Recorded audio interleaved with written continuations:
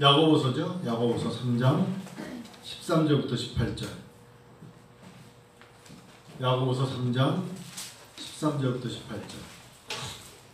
오늘 7월 7일, 오늘이 소서더라고요. 소서. 농사적으로 소서는 뭔가 들여다보니까 장마를 알리는 거래요. 이제 소서가 오면 장마다 이렇게 생각해서 이제 저희가 오늘 후덥지근했잖아요. 그게 이제 남 목사님이 풀 좀 뽑으라니까 땀을 먼저 흘리기 시작하시더라고요.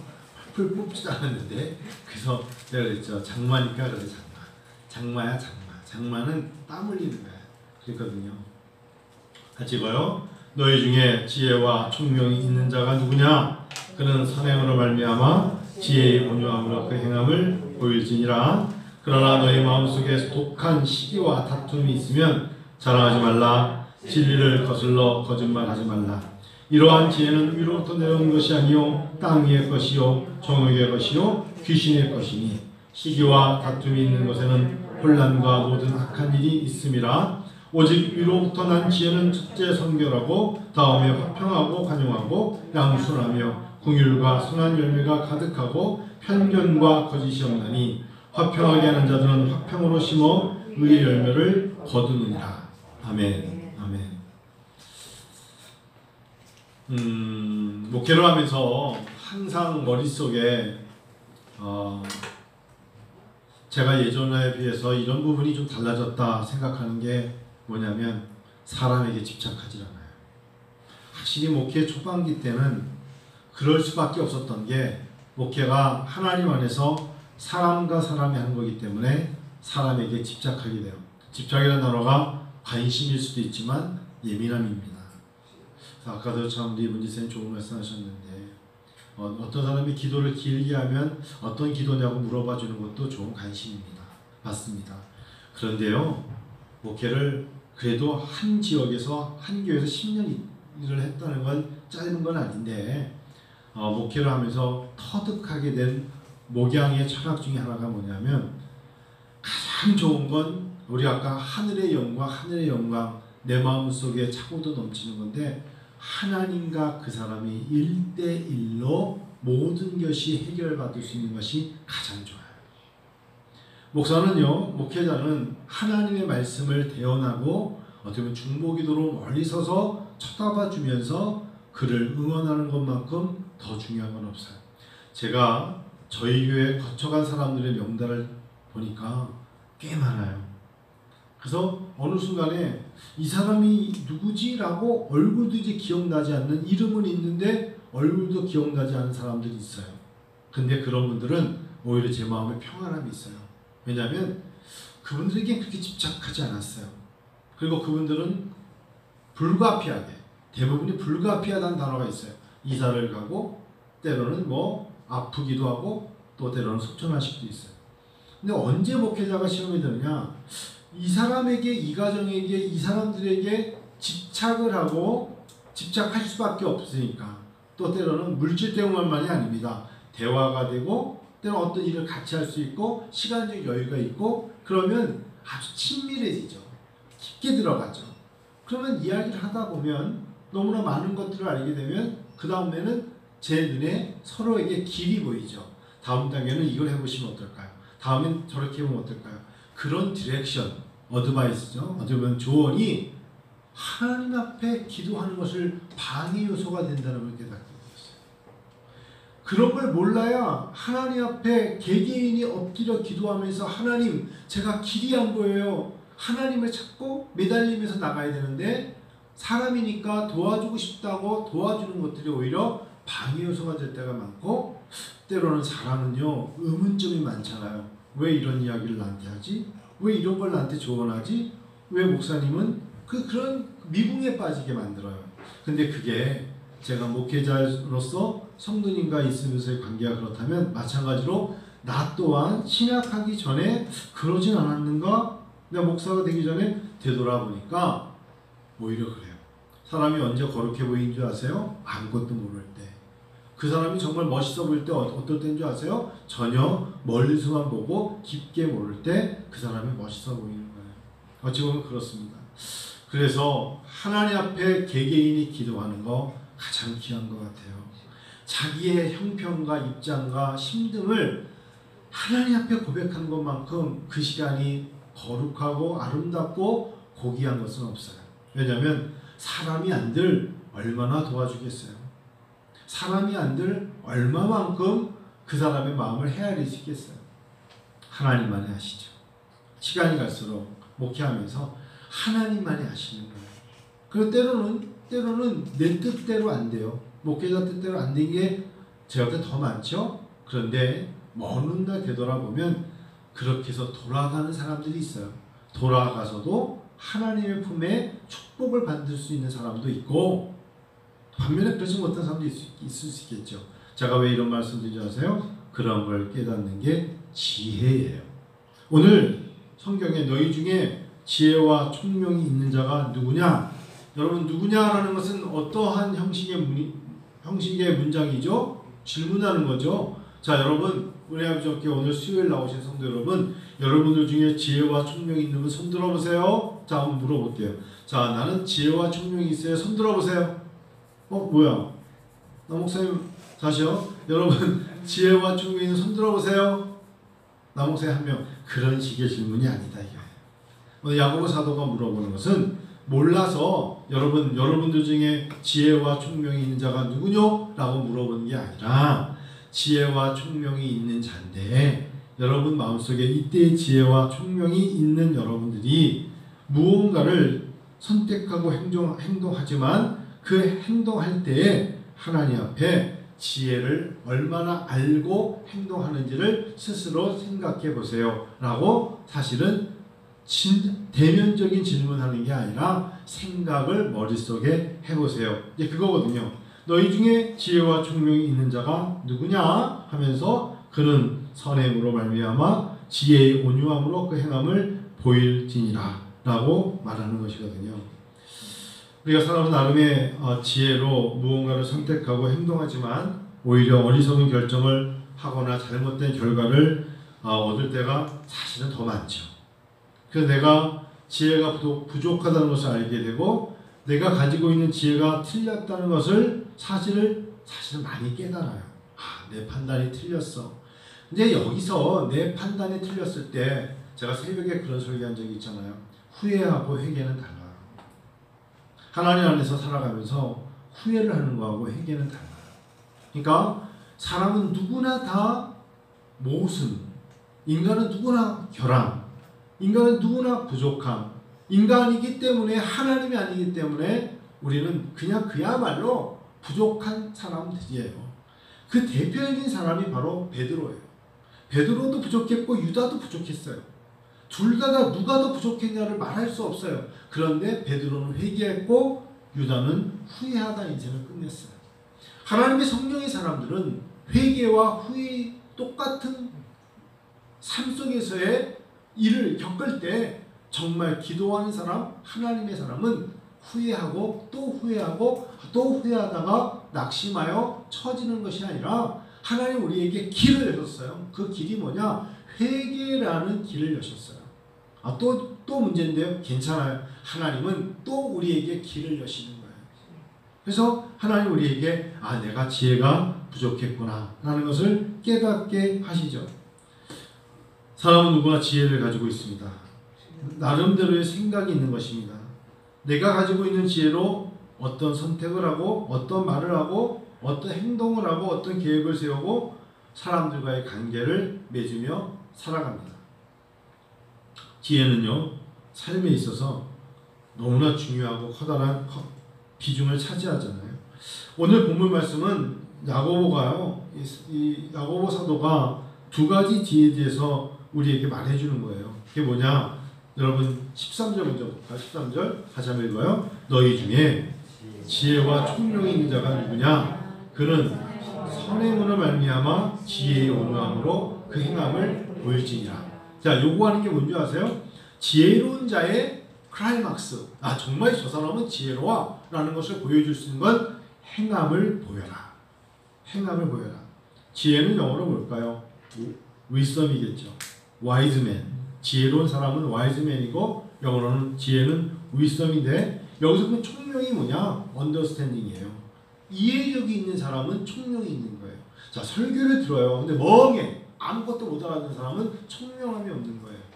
설교를 들으면서 성령께서 역사하는 사람은 깨닫게 하시는 영이거든요. 성령이 말씀하실 때 내가 이거구나 하면서 때로는 마음속에 각성함을 갖고 자기 자신이 이건 나의 잘못이야 라고 말하면서 조금씩 나아지는 사람은 understanding, 총명함이 있는 거예요. 영어로 말하면 여기서 wisdom and understanding이에요. 그렇게 보는 거거든요. 근데 여기서 총명함이 어떤 사람은 총기가 있어가지고 세상 돌아가는 이치와 또 사업할 때 그게 아니라 정확히 말하면 종교적인 총명이에요. 종교적인 총명. 세상의 이치가 밝은 총명이 아닙니다. 그런 것이 아니라 종교적인 총명. 자, 그러면 야고보가 말하는 지혜와 총명이 뭐냐? 지혜는 잠언에 이런 말씀이 있죠. 여호와를 경외하는 것이 지혜의 근본이요. 자, 여기서 말하는 바로 여호와를 경외하는 것이 지혜의 근본인 것처럼 야고보 사도가 말하는 지혜가 뭐냐면 너희들 중에 손들어 보세요. 하나님을 경외하는 사람들을 여기 계시죠. 그거예요.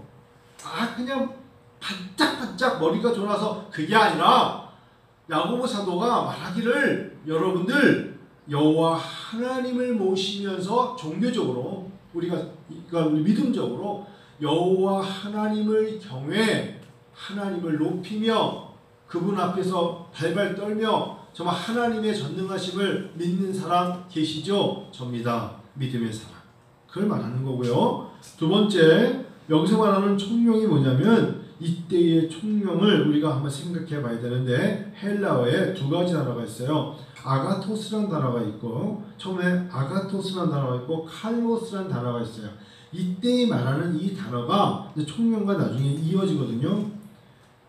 이때의 총명은 자기가 그렇게 되고 싶어 했을 것인데 이때의 총명은 하나님 앞에 내가 하나님의 말씀을 어느 정도 이해하고 있는가. 여러분 세상 사람들은 우리처럼 하나님의 말씀에 대한 근접함이 우리처럼 깊지 못해요. 하나님의 나라는 말이 있지 않고 능에 있다.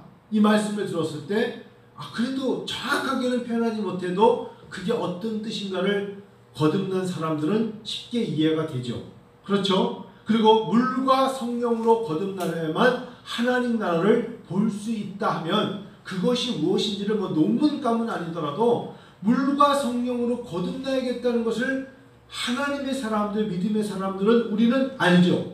그렇죠? 그리고 느끼죠. 그리고 우리의 과제가 되고 우리가 그걸 또한 기도하면서 하나님 제가 이때 물이 어떤 물이에요? 빗물이에요? 그렇게 말하지 않죠.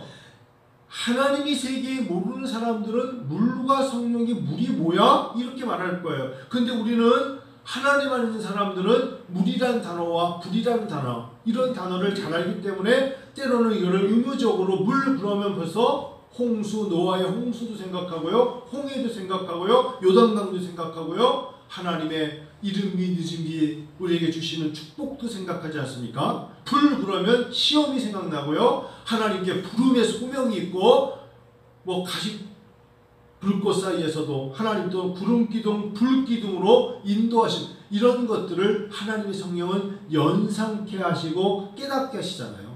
이 총명함 예수의 영이 임하지 않은 사람들은 도저히 이해하지 못하지만 우리는 그것을 갖다가 가로놓기는 아니더라도 믿음으로 사는 사람들은 이해가 있잖아요. 그래서 바로 그거예요. 여러분들 하나님을 경외하며 말씀의 총명 이해하시는 분들 계시죠? 그러면 은혜와 부족의 성도님들이 예 그렇습니다. 그럼 여러분들 이제부터 어떻게 사실까요? Good life. I'm good 할 때 good 선행이라는 게 good life. 좋은 인생을 사십시오. 이때 선행은 우리는 선행을 썼지만 사실은 영어로 말하면 영어로는 good life예요. 여러분 정말 하나님 앞에 좋은 인생을 아름다운 beautiful life라고요. 아름다운 인생을 사세요. 이렇게 말하는 거예요. 선행을 하십시오. 좀 어렵지만 믿음으로 사는 사람들은 하나님 앞에 아름다운 인생을 사는데, 이때에 바로 이 말씀이 굿 라이프, 선행이 아가토스와 칼로스라는 단어가 있는데, 이때 말하는 선행, 아름다운 인생은 다른 게 아니라 그 안에 가로치고 꼭 들어가야 되는 이 칼로스라는 단어를 언제 쓰냐면 사랑이라는 단어예요. 사랑. 즉 하나님을 경외하고 말씀으로 이해가 있는 사람들은 어떤 사람이냐? 수직적으로는 하나님을 섬기지만 그 사람의 몸에는 예수의 사랑이 있는 사람이에요. 그런 사람이 바로 그 행함을 보여지게 되어 있다. 지혜와 온유함으로 행함을 보이라 한 것은, 위로는 여호와를 경외하고 사람에게는 인간적인 사랑으로 다가가라. 그는 선행으로 말미암아 지혜의 온유함으로 그 행함을 보일지니라. 하나님을 경외하면 하나님을 경외하는 모습이 보여지게 되어 있어요. 여러분 생각해 보세요. 하나님을 사랑하면, 하나님을 사랑하는 사람들은 특별히 우리 눈에 정말 은혜를 많이 받았어, 이 표현이 너무 거룩해 보이지만, 하나님을 사랑하는 사람들은 하나님을 사랑함이 보이지 않아요? 보이죠? 하나님을 사랑하기 때문에 그렇게 사는구나 라는 것이 보여요. 하나님을 사랑하기 때문에 마음을 다하여 교회를 섬기는구나, 하나님을 사랑하기 때문에 교회를 위하여 헌신하는구나, 그게 보여요, 안 보여요? 보여요. 물질이 있는 곳에 마음이 있다고, 물질을 누가 길거리에다가 10,000원짜리를 푹 뿌리고 다니는 사람이 어디 있겠어요? 하나님께 물질을 드린다는 건 얼마나 고귀한 건데요. 그래서 물질이 있는 곳에 마음이 있다는 거예요. 하나님께 드린다는 게, 마음을 다하여 드린다는 것이 사실 우리 눈에 감동을 주는 것은 하나님을 사랑하기 때문에 물질을 드릴 수 있는 거예요. 없어서 못 드리는데, 그런 건 말고요. 그게 아니라 하나님께 드린다는 건 하나님을 사랑하기 때문에 드리는 거예요. 사실이에요. 제가 목사로서 살아보니까 그게 맞아요. 돈이 아무리 많아도 하나님을 사랑하지 않으면 절대 못 드리고요. 저 사람 넉넉하지 않은데 그런데도 저렇게 드리는 걸 보면 저 안에 하나님의 사랑이 있기 때문에 아슬아슬하게 인생을 살면서도 드리는 거예요. 이게 여러분 얼마나 놀라운 우리의 판단력이고 하나님의 마음인데요. 그래서 지혜의 온유함으로 그 행함을 보일지니라, 그게 뭐예요? 하나님을 사랑하는 것을 보이란 말이에요. 말로 혈험하지 말고. 이 야고보 사도가 계속 말합니다. 여러분 지난 월요일날 한번 봐봅시다. 월요일날 큐티, 월요일이라 그러면 야고보서 2장 17절 앞장이에요. 2장 17절 한번 열어보세요. 2장 17절 읽어요. 이와 같이 행함이 없는 믿음은 그 자체가 죽은 것이라. 행함이 없는 믿음은 그 자체가 죽은 것이라. 26절 또 한번 읽어요. 시작. 영혼 없는 몸이 죽은 것 같이 행함이 없는 믿음은 죽은 것이니라. 하나님은 액션, 사도행전이 액트잖아요. 하나님은 사도행전, 하나님은 액션, 하나님은 액트 하시는 거예요. 나는 기도하고 하나님은 응답으로 우리에게 액트 하시는 거라고요. 나는 하나님 앞에 찬양으로 마음을 다해 드리는 거고, 하나님은 받으시고 하늘의 문을 여시는 거예요. 믿습니까? 하나님은 아시고 고개만 끄덕끄덕거리고 아무것도 안 하시는 분이 아니라, 네가 입을 열면 내가 채우시는 하나님이에요. 맞죠? 하나님은 행하시는 거예요. 그래서 하나님이 나에게 건강함을 주고 에너지를 주고 나에게 하나님이 판단력을 주고 그런 것들을 주는 것은 행함으로, 하나님께 실행함으로 하나님께 영광을 돌리기 위해서 주시는 거예요. 지금 혹시나 온라인으로 수요 예배를 드리는 분이 있다면 관심이 많은 분이죠. 근데 저는 이런 생각이 들어요. 직장 생활을 하기 때문에 수요일날 못 직장 생활 때문에 못 나오는 분들은 어쩔 수 없지만, 저는 이미 직장 때문이 아니라 지난 주일날 수요일날 교회를 와야겠다는 생각이 드는 사람들은 웬만하면 다 와요. 저는 신앙생활 안 해봤겠어요? 저희가 평생 신앙생활 했는데, 그리고 갈급하게 어떤 경우에도 내가 이번 주 수요일날 교회를 꼭 가고 싶다 생각이 드는 사람들은 정말 하나님께 수요일 나가서 기도하고 찬양하며 말씀을 듣고 싶다는 생각이 가득 차면 이것이 우선순위가 되면 우선순위답게 하게 되어 있어요. 정직하게 말하는 거예요. 그런데 무의식 중에 라든지 아니면 이게 비중이 없는 사람들은 수요일날 맞아 오늘 교회 가는 날이지 이러고 그냥 끝나는 거예요.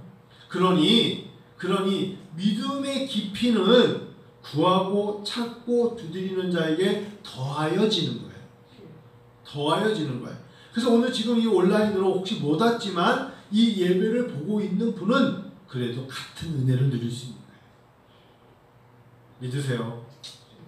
그러면 여러분 하나님 공평하신 하나님이라고 믿으세요? 저는 하나님의 공평성을 믿거든요. 10개 심은 사람이 하나님 10개를 심은 것만큼 주지 하나님께서 내가 아무것도 심지 않고 거두는 건 도둑질이잖아요. 하나님은요 공평하세요. 하나님을 찾고 두들기고 매달리면서 하나님을 더 많이 사랑하고 마음과 몸과 뜻과 정성을 다하여 하나님을 유일하신 하나님을 위해 살고 사랑하는 자를 하나님은 하나님을 사랑하는 자를 즐겨내시죠. 아니 그렇지 않겠어요? 여러분들도 우리 성도님들도 그렇고 누군가가 자기에게 일하면서도 힘들 때 다가와서 조금 도와주고 괜찮냐 그러고 안부 물어주고 관심 갖는 사람이 더 관심이 가지 무관심 속에 아무런 반응도 보이지 않는 사람에게 누가 그렇게 큰 관심을 갖겠어요? 제가 오늘 이 예배를 통해서 제가 지난주인가요? 지지난주에 제가 천안에 있는 김장식 목사님에게 참 재밌는 얘기를 들었어요. 한 목사 집사부일처라고 알아? 그래가지고 집사부일체라는 게 그게 한자입니까? 그래서 집사부일체 많이 들었는데 군사부일체, 집사부일체라고 있어. 아 그러냐고. 그래서 근데 무슨 말 하려고 그랬더니 그 이장이 알아? 이장이? 또 이장이 또 뭐야? 그랬더니 조용남하고 이장이라는 사람이 있는데 조용남 나도 알지 윤여정 남편. 이장이 알아 이장이 안다고 했더니 이장이라는 사람이 미국에 있었잖아요. 아리랑 TV. 제가 미국에 있을 때 한국에 오셨나 보죠. 그랬더니 오랜만에 이장희 씨가 왔는데 조용남이라는 분하고 전화통화를 했나 보죠. 먼 거리에 있으면서 누가 나이가 많은지 모르겠어요. 하여튼 조용남 씨가 많은지 이장희 씨가 많은지 모르겠는데 제가 이제 그런 내용을 깊게 못 들었으니까 두 분이 오랜만에 전화를 1년에 한 번 전화했는데 1년에 딱 한 번 예를 들면 그냥 뭐 영남아 장이야 이런 관계라 해보시나 1년에 한 번 딱 전화했는데도 야 보고 싶었어 얼마나 보고 싶었는데 그냥 서먹하지 않고 나는 있잖아 내 머릿속에 네가 있어 내 머릿속에 네가 있다고 항상 네가 있어 야 우리 1년에 한 번 만났는데도 어제 만난 사람 같아 막 이렇게 너무 가깝게 전화통화를 하고 우리 또 다음 통화에 1년 걸릴지 모르지만 그럼 끊었다는 거예요. 그러면서 이제 그 내용 중에 무슨 얘기를 하냐면 당신이 세상을 살아가면서 이렇게 거리 없이 간극 없이 서스럼 없이 아무 때나 전화해도 안부를 묻고 가깝게 지내는 사람이 몇 명이나 있는가요? 를 생각해봐라. 이게 김장식 목사님의 갑자기 그걸 듣고 난 누가 있을까? 그래서 한 목사 집사부일체를 보다가 내가 한 목사가 너무 생각나더라. 그러면서 저한테 나에게는 한 목사 한 명밖에 없는 것 같아. 제가 그랬죠. 저도 한 명밖에 없는 것 같아요. 김일 목사라고. 그랬더니 에이씨 그러고 숨기려고 하더라고. 그래서 근데 그게 얼마나 여러분 친밀감. 우리는 하나님 앞에 언제든지 하나님 아버지 그러면 하나님이 왜? 이렇게 말씀 안 하시잖아요. 항상 내가 기도하면 하나님은 어떤 간격 없이 친밀하게 다가오신 하나님. 한 번도 집사부일체라는 프로그램을 본 적은 없습니다만 우리가 그만큼 친밀하고 가깝고 관계적으로 정말 그 사람에 대한 관심이 많을 때 하나님의 문을 여시지 않습니까? 행함, 내 이웃을 내 몸같이 사랑하라는 이 단어가 사실 둘째 계명이 얼마나 어려운 거냐면요. 살면서 우리가 가까이 있는 사람에게 관심과 사랑을 갖는다는 게 매우 중요한 계명이에요. 그래서 우리가 온유함으로 그 행함을 보이라는데 바로 14절 한번 읽어보세요. 자, 그러나로 시작하죠. 자, 14절 시작. 그러나 너희 마음속에 독한 시기와 다툼이 있으면 자랑하지 말라. 진리를 거슬러 거짓말하지 말라. 저는 이게 오늘 뭐 시간이 많이 가서 14절만 하고 끝나고 싶은데요. 결국 14절하고 16절하고 봐야 되는 게, 교회를 다니고 예수를 믿는데 교회 내에서 선교회를 섬기는 여선교회, 남선교회든 예외 없이 교회 안에서 이를 통하여 시기와 질투가 있다는 게 하나님의 일입니까? 너무 많이 봤어요. 질렸어요. 누구에게 자랑을 하고 누구에게 칭찬을 받으면 좋을까? 우리의 신앙생활은 하나님의 눈에 좋아야 되는 거예요. 하나님이 인정해주면 보이지 않는, 그래서 구제는 은밀하게 하라고 했잖아요. 오른손이 하는 걸 왼손이 모르게 하라. 기도도 때로는 골방에 들어가서 하나님 앞에 기도하되 교회와 시장 길거리에서 기도하지 말라라고 하신 이유가 하나님과 나와의 관계가 가장 중요한데, 너희 마음속에 독한 시기가 있대잖아요. 독한 시기와 다툼이 있다. 그러면서 어떤 일을 한 것을 자랑한단 말이에요. 이게 얼마나 어리석냐는 거예요. 야고보 사도가 이때도 이걸 본 거예요. 그거는요, 안 하면 못해요. 그건 뭘 거슬렀어요? 진리를 거슬렀다. 하나님은 그런 하나님이 아니었는데 그걸 네가 총명으로 깨달았다고 거짓말하지 말라 이거예요. 진리를 거슬러 거짓말하지 말라. 이상하게 한국 교회의 부흥의 매력이 있죠. 한국 사람들은, 또 목사님들에게도 문제가 있는 게 그런 걸 잘 이용하는 목사님들이 있어요. 아주 그런 걸 갖다가 심리적인 것을 활용해가지고, 뭐 예를 들면 뭐 열매순 무슨 순 해가지고 점수 매겨가지고 경쟁을 붙여서 자기들끼리 그건요, 저는 굉장히 안 좋아하는 방법이에요. 그게 그때는 으쌰해서 일하게끔 만들면 좋을지 몰라도 그 안에 때로는 진리를 거슬러 서로에게 거짓말하게 만들어요. 하나님을 섬기는 건 정말 내가 하나님과 나와의 관계에서 1대1로 섬기면 하나님이 좋아하세요. 그래서 15절에 이러한 지혜는 위로부터 내려온 것이 아니래잖아요. 사람이 만든 거야. 옳지 않아요. 땅 위의 것이요, 정욕의 것이요, 그리고요, 귀신의 것이 되잖아요. 뭐 저마다 신앙생활의 배경이 다르시겠지만 이런 일들을 체험해 보신 분들도 꽤 있을 거예요. 그래서 결국은 사단과 마귀와 병마와 귀신들의 밥이 돼버려. 왜 시족한 줄 아세요? 왜 낙심하고 왜 시험에 드는 줄 아세요? 교회를 아무것도 안 한 분들은 시험 주지 않아요. 왜냐면 전 알아요. 교회 일은 재밌어요. 제가 그런 거를 이용해 먹는 교회에서 있어봤기 때문에 알아요. 교회 일은요, 하나님이 축복하십니다라는 단서 속에 사람마다 계속 동력을 주면 재밌어요. 뿌듯해요. 힘들고 육신이 힘들고 집에 가서 아내와 남편하고 싸워도 위로가 돼요. 그 맛 때문에, 그 재미 때문에 조금만 칭찬해주고 높여주면 있는 거 다 갖다 그냥 거기에 다 쏟아붓는다니까요. 먼저 꽤 그런 사람이 있었어요. 다 갖다워요. 원수가 될지라도. 하나님은 절대 그렇게 좋아하시는 분이 아닌데 그 나중에 자기가 어느 갑자기 시험에 드는 거예요. 자기가 시험에 들어요. 아무도 그 사람에게 시험거리 준비 아니라 자기가 자기 스스로 시험에 들고 그 다음부터 마귀 노릇을 하더라. 마귀 앞자리 역할. 그런 사람 못 보셨어요? 그런 사람 참 많아요. 저는 너무 많이 봤어요. 그래서 어떨 때는 그냥 웃어요. 아, 저러면 안 되는데. 16절 읽어볼까요? 거기까지 할게요. 자, 17절 다음에 기회가 되면 할게요. 같이 읽어요. 시기와 다툼이 있는 곳에는 혼란과 악한 일이 있다. 그렇잖아요. 자, 신앙생활 하면서 우리 문지성이 계시는데 딸들한테 시기와 질투가 있지는 않죠. 더 많이 부어줘야 되고 더 많이 사랑해줘야 되지. 딸네 집에 갔더니 TV가 너무 좋은 게 있어. 시기와 질투 때문에 엄마는 없는데 딸은 있어 하면서 며칠 동안 누워 계시는 엄마들은 거의 없어요. 좋은 게 있어서 참 좋다. 뭐 이렇게 생각을 하시겠죠. 참 좋으니까 더 좋네.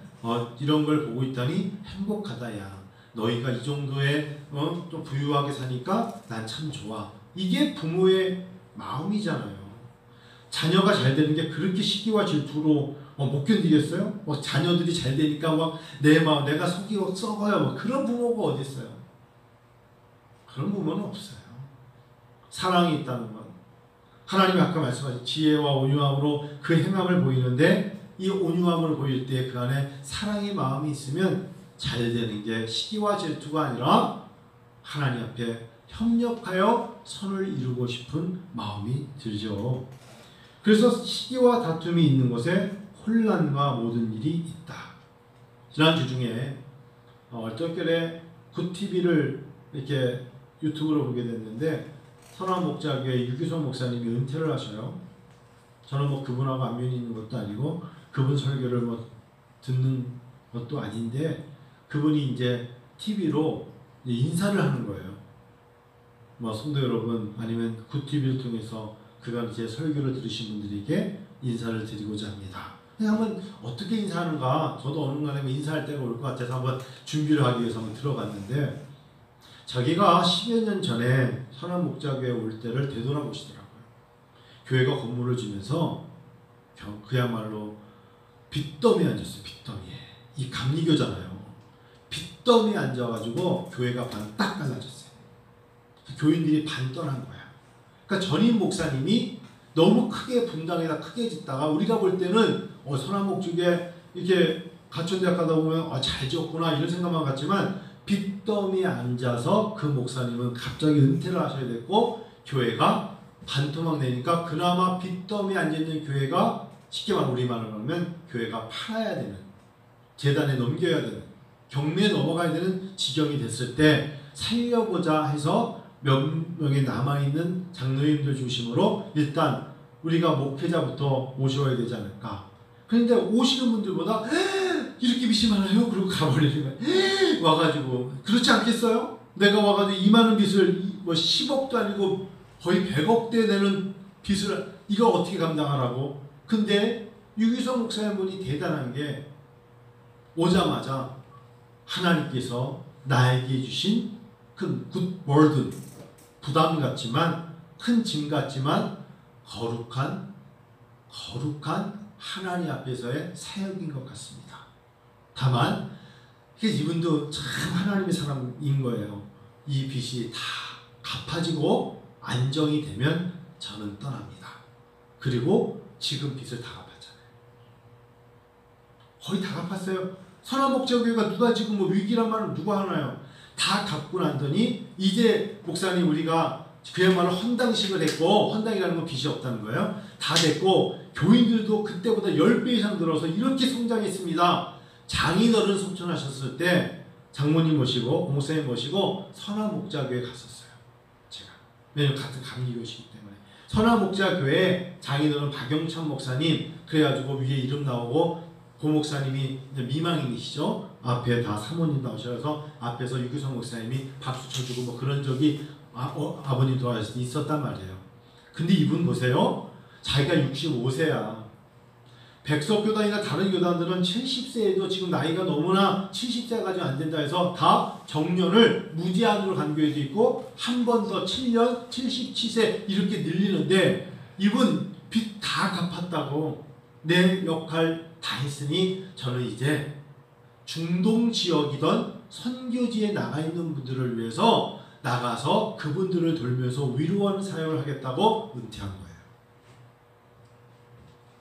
야, 나 참 멋있다 그랬어요. 그런 생각이 하나님이 위로 주시는 지혜예요. 이거는 인간적인 생각을 하는 게 아니라 이분은 하나님이 위로부터는 주시는 지혜고, 자기네 교회에서 전도사였던가요? 김다희 목사라고 그 했던 사람이 부목사였던 사람이 미국에서 목회를 한 사람을 담임 목사로 42살 되는 사람을 담임 목사, 그 사람에게 부담을 주지 않으려고 자기가 모든 짐을 다 지고 이제 빚도 없어. 지금은 와서 목회만 하면 돼. 그래서 데리고 오는데 부담이 없었다. 그런 생각이 제가 볼 때는 위로 주는 거예요. 여러분, 내가 힘들기 때문에 나는 도망가고 이걸 당신이 당신이 감당해. 이거는 귀신의 생각이죠. 어려운 건 내가 감당할 거야. 내가 어려운 걸 다 이겨내고 평화로울 때 당신이 해. 이게 하늘로부터 내려오는 지혜죠. 그게 교회만 그럴까요? 가정도 마찬가지예요. 기업도 마찬가지예요. 내가 속해 있는 단체도 마찬가지예요. 어려운 일은 내가 감당하겠습니다 라고 말할 때 하나님은 그곳에 특별한 은총을 부으세요.